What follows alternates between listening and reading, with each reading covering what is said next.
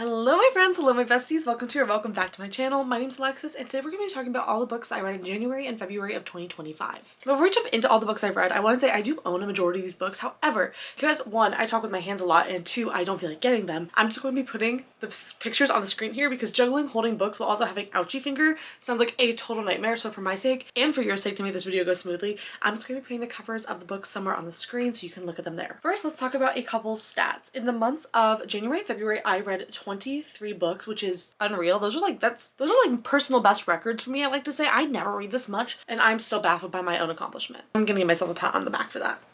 I am going to take this in chronological order and I'm just pulling up my Goodreads right now to go through all the books that I've been reading. Since there are so many of them, some of these books I'm going to be keeping really brief. I'm going to dive into others. That way we're not here forever, but also I can still tell you how I'm feeling about all these books. The very first book that I read this year was The Last Graduate by Naomi Novik, which is the sequel to A Deadly Education by the same author. Obviously it's a series, it's a trilogy. I ended up giving this book 3.5 stars, but I was very torn on it. If you don't know, this series is called the Scholomance trilogy and it's adult fantasy that is incredibly interesting because of the writing style. Best way I can explain this series is that it's like deep diving on Wikipedia about a fictional city. Really just down the rabbit hole of lore and fun facts. And it's very, very interesting, but because of how it reads, it very much reads like a Wikipedia article. It's very dry, there's not a lot of romance, there's not very many subplots, it's very clinical, and it is good, but I really struggled to read the first book physically. It took me a month. However, the audiobook was a lot better, and I think I'm gonna read the third book via audiobook because it went so much quicker and was much more engaging compared to reading it physically. The second book I read this year in January was my first 5-star of the year, and that was Big Burrow or Seal by Sarah Adams.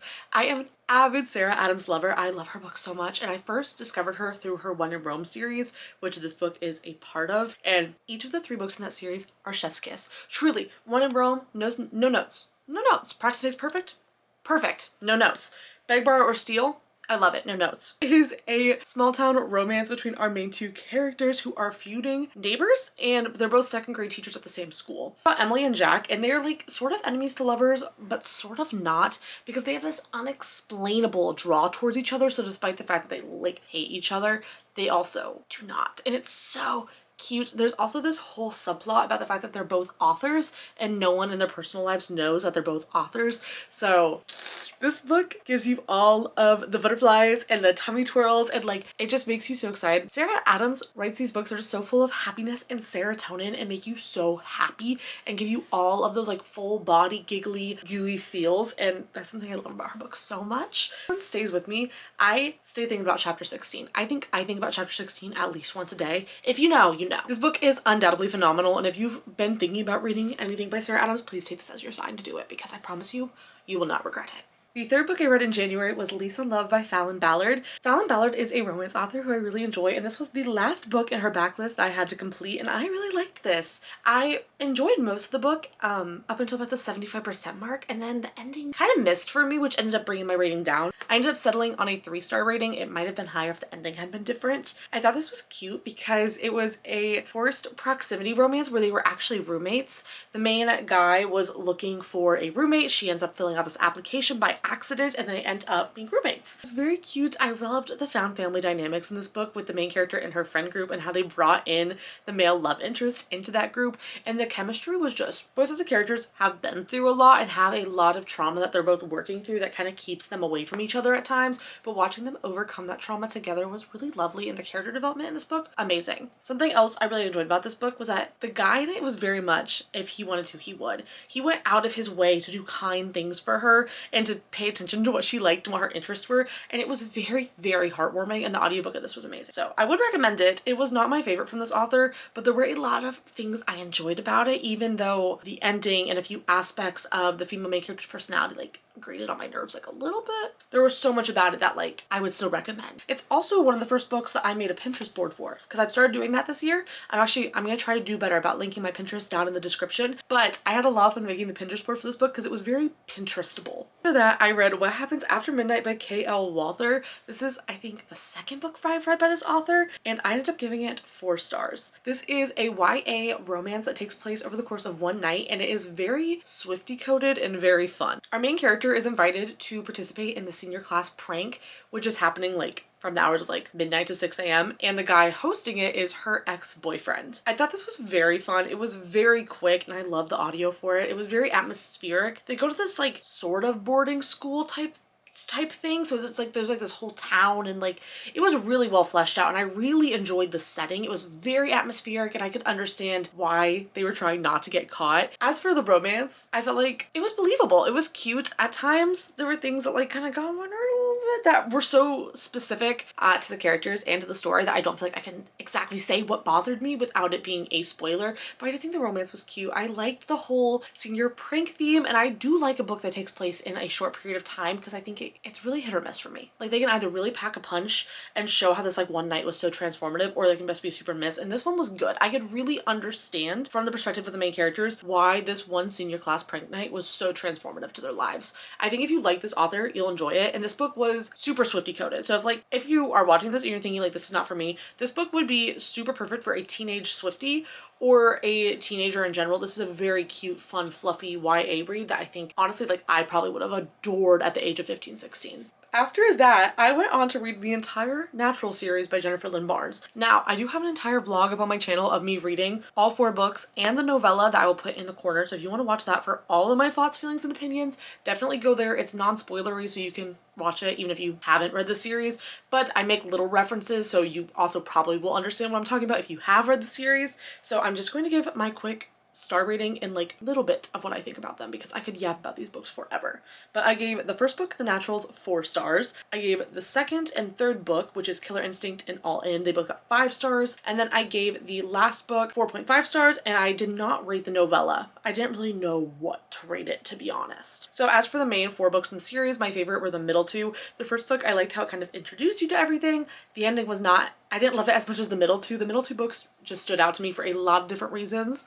Again, I do not want to yap your ears off about this series, but please take away from this, I highly recommend it. This is in case you do not know, it's a YA mystery thriller type series where our main character Cassie is admitted to this special program in the FBI where they use teenagers with super special abilities to solve cold cases. So they're all called the Naturals and they all have a natural ability. So Cassie can profile people. There's a character who's like a human lie detector. Someone is like a mathematician. It's very interesting, very found family. There's cute romances and the cases are so intricately crafted. It's phenomenal. Truly, I love this series so much from the bottom of my heart. Like I will be thinking about these books forever. Like they're some of my most favorite books of all time, you know? So I'm saying I highly recommend, but I don't want to, we'll leave it at that. We'll leave it there. Also in January, I ended up listening to You Can Play by Ali Hazelwood, which was Ali Hazelwood's Spotify exclusive novella. Now listen, when this came out on Spotify and I found out that despite the fact that I have a Spotify subscription, I still had to pay $10 to listen to it, I was so mad.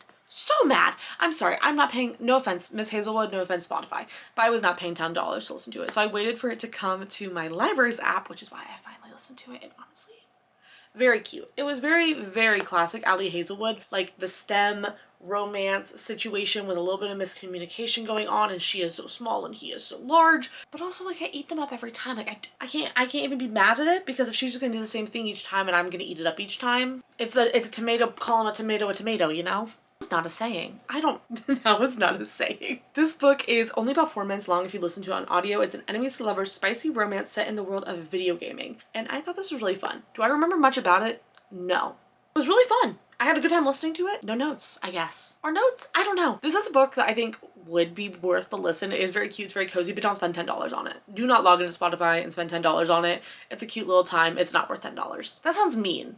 I guess I don't like spending money personally on audiobooks for ebooks. I prefer to borrow audiobooks and ebooks from my library when I can because I feel like if it's gonna be digital, I might as well not own it. I don't really care if it's not sitting in my Kindle library. So I guess my point is I personally did not find this audiobook worth the need to own it and spend $10 to Spotify, but it was cute and it was a good listen and I would recommend. Does that make sense? I'm not saying it's not worth money. I'm just saying I don't feel like you need to spend $10 to enjoy it. I think just get it on Libby. It's good.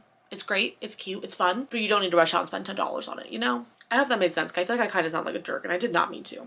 After that, I read None of This Is True by Lisa Jewell, which is a very, very popular adult mystery thriller, and I have mixed feelings. On one hand, I love the formatting of this book. It does that thing where it goes between normal chapters and then intersperses podcast clips and such, which was very interesting because the main female character in this book has a podcast, so it was very fun. I love when books play with the formatting like that or share different types of media in the book. And if you listen to this on audiobook, oh my gosh, honestly do listen to this on audiobook because there are full cast narrations which make it so interesting. I, for the first half of this book, was very intrigued. I loved the pacing. I was very invested in the mystery. But by the end, I was just kind of like, yeah. I felt like I saw where so much of certain things were going, and there were twists and there were things that I didn't predict, but those weren't as shocking to me. Parts that I didn't guess didn't have me gasping. It's like, well, it was, I feel so like grumpy about this because I loved the build, I loved the premise, I loved how the story was told, but then I didn't feel like the resolution to the mystery thriller was really thrilling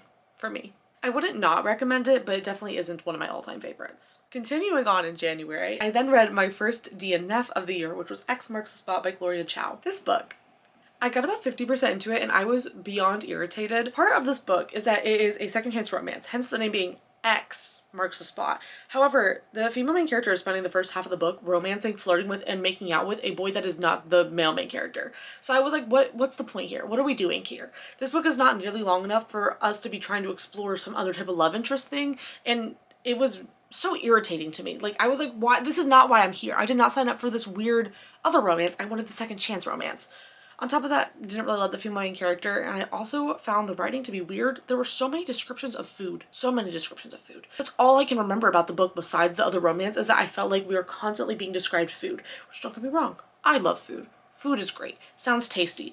I just felt like the main character was constantly making out with this other random guy or eating food. That's all.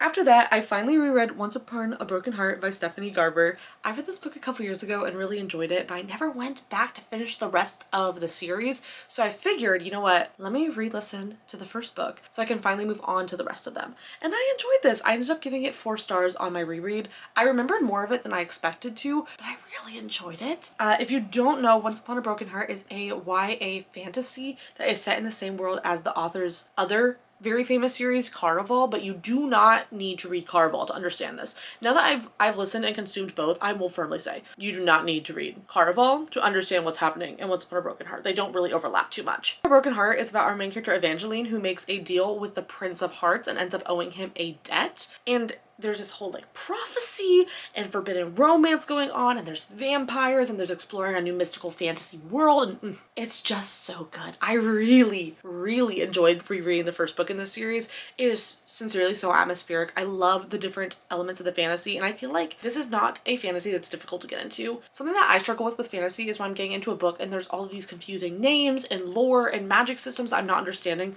but something I've always appreciated about Stephanie Garber and her writing is her fantasy is very accessible fantasy. I don't feel like you have to write down a chart of the characters to understand what's happening in the books, and that's something I really appreciate because I find it so distracting when I have to step out of a book to remind myself what's happening and figure out what's going on because it's just like complicated. But her books are very accessible fantasy while still having all of the like supernatural creatures and fantasy goodness and beautiful realms and romance, and the tension in this series is phenomenal and I really enjoyed, and I'm really glad that I decided to go back and reread the first book. I don't know how we're still on January. I was reading. The very final book that I read is, no, not ever, in January. The very final book that I read in January was Adam and Evie's Matchmaking Tour by Nora Wynn. I gave this 1.5 stars, and I'm actually very bummed. I was going to go to my local book club's meeting for this book, and then I ended up being sick and not going, but I think that's also okay because I did not like this book. I wanted to. It's an adult romance about our main characters who are going on a matchmaking tour. The main male love interest guy is like the co-owner, low-key. His sister owns the company and she wants him to go on the tour to understand what it's like experiencing it. And then the female main character's aunt passes away but tells her to go. Like there's like it's like in the will. So they're both there. Neither of them really want to be there. Neither of them are really looking for love, but they end up falling in love, but also it's a bit of an enemies to lover situation. And I did not really like this. I didn't really care for either of the main characters. And then something I noticed about the writing is that it was incredibly clinical and dry, and there were moments when they were like doing things, the writing was so almost apathetic to what was happening that I was just like, why are we using that word? Like I felt like the amount of times I had to pause and think, why would you use that word for this situation was a lot. And by the time they were getting to like the 70% mark, I was very irritated with just about everything in this book,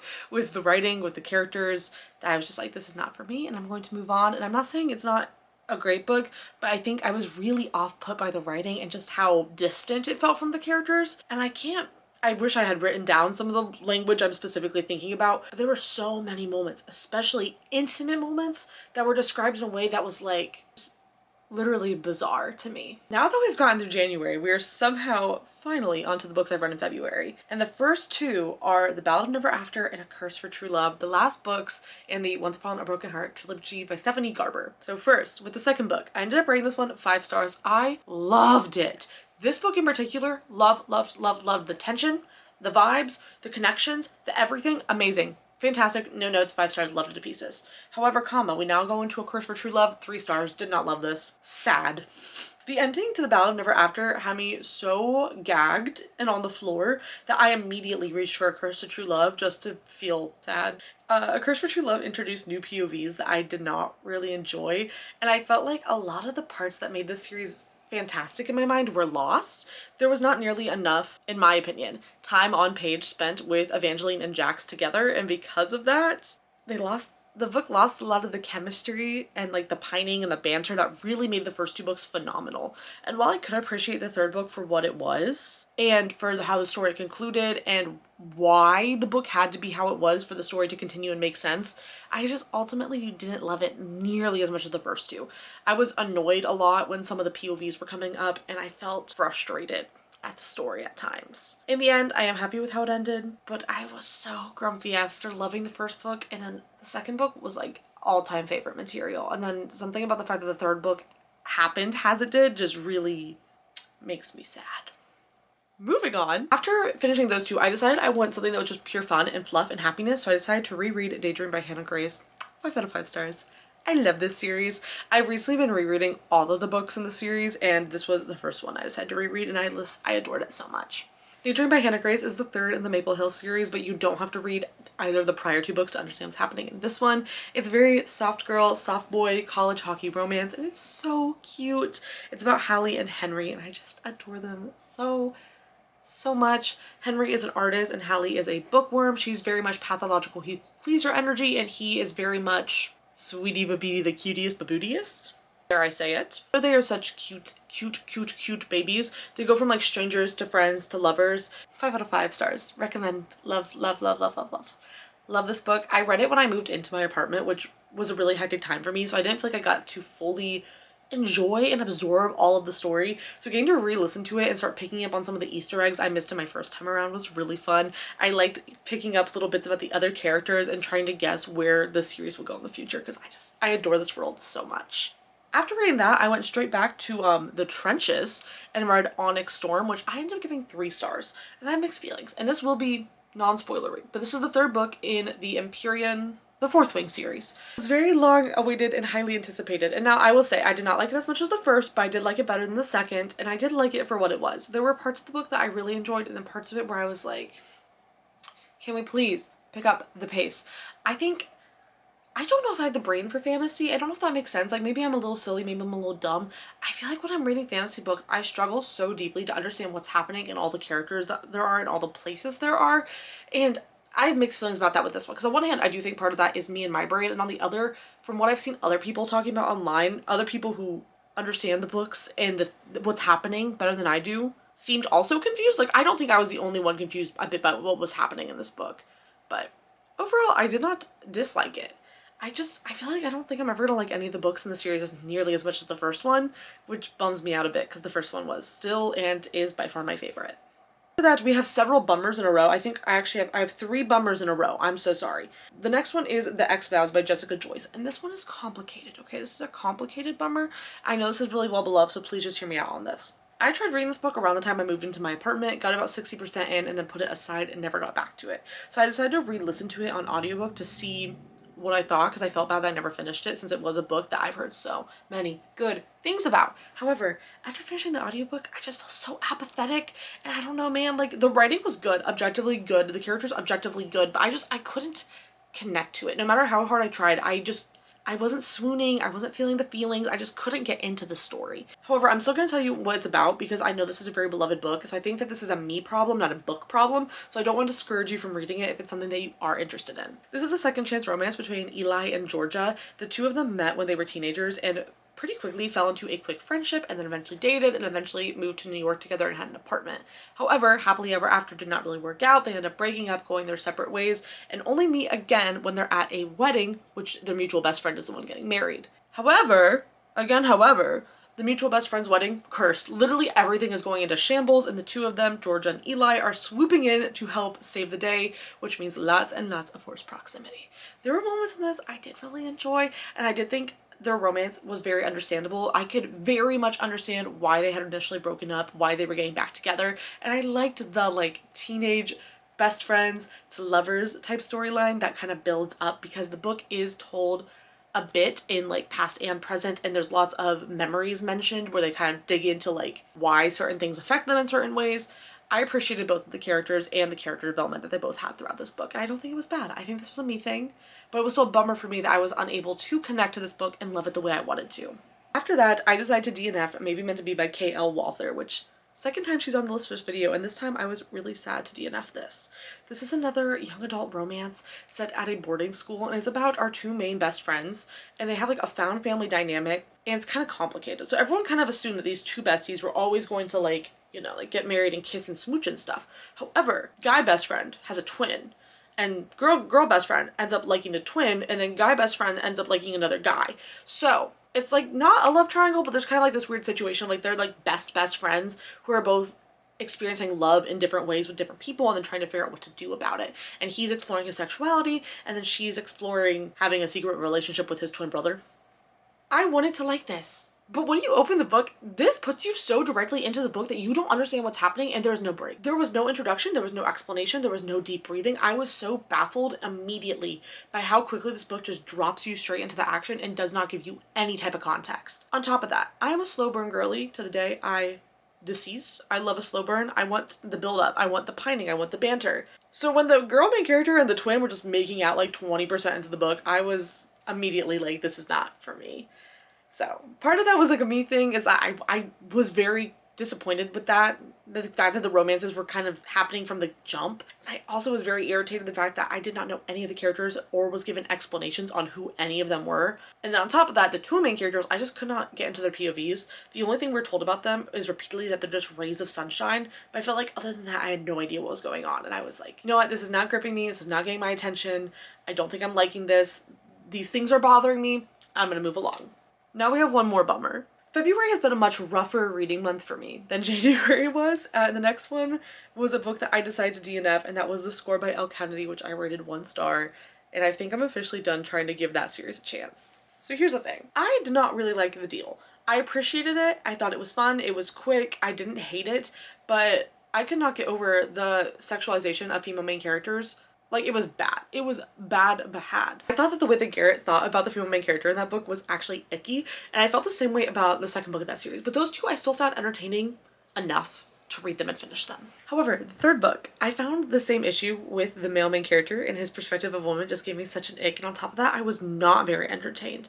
There were also some things that the female main character did in this book that gave me red flag energy, such as constantly requesting to do a specific thing with the male main character and kind of pushing him on it, which I think if the roles and the genders had been reversed, people probably would have been like, that was really icky of that character to be like pressing that issue, but because it was a woman, no one said anything. I just can't. I was trying really hard to get through the first series, because Elle Kennedy has like 3 series. She has this series, the Briar U series, and then the spin-off series of the first series, which is the kids of the first series. I've been trying to get through the first series. I was like, I'm gonna get through the first series and then the second series to read what I really want to read, the third series. But I can't with the first series anymore. I'm sorry, I just can't.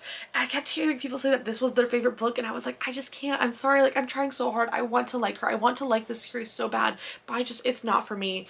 I like soft guys in books. I like sweet boys in general, but like, gosh, like I know they were written over a decade ago, but the way that the men just look at the women and so instantly sexualize them grosses me out. And I feel like there's so many comments that borderline on just really gross. Like, I was actually reading that book in one of my vlogs, and I was making a counter of the amount of times that something was said that was like blatant sexualization or misogyny. And my count got up to like 15 before the night was over.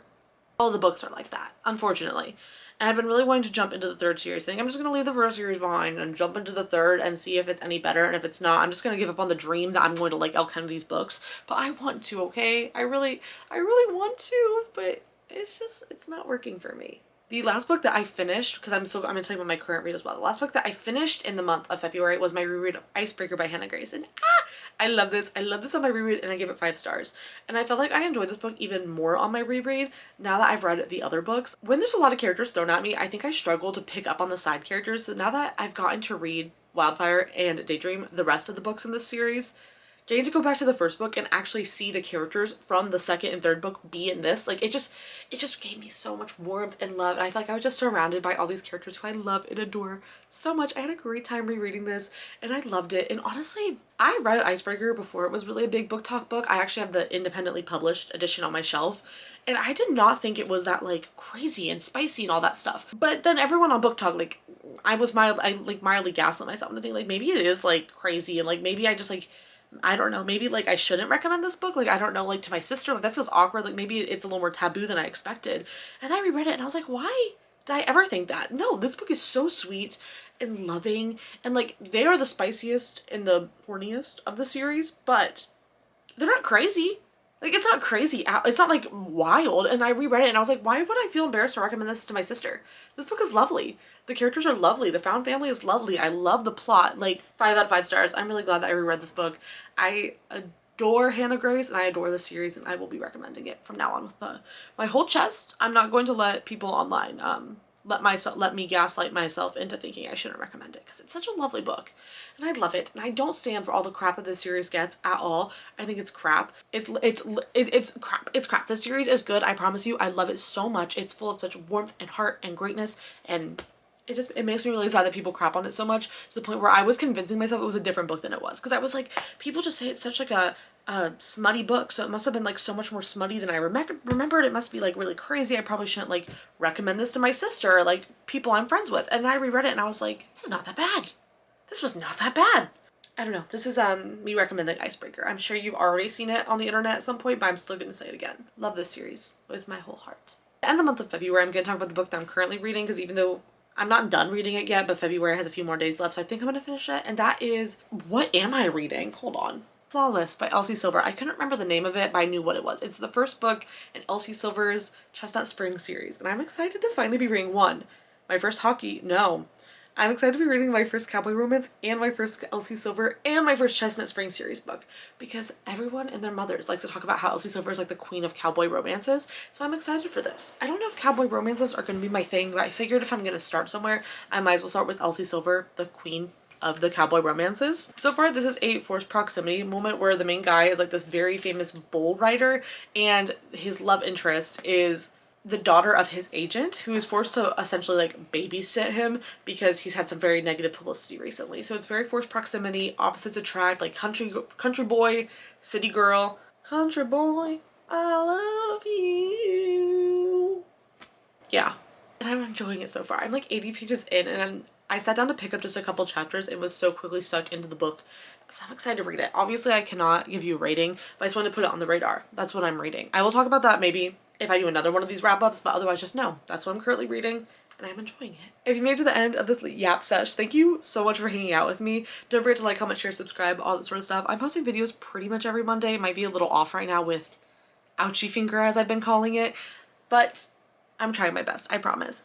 I appreciate you so much. I really hope you're doing well. And if you've read any of these books or you want to read any of these books, feel free to comment down below, or you can always message me on Instagram. As per always, I appreciate you, and I hope that you are having a lovely day today. Okay? Bye!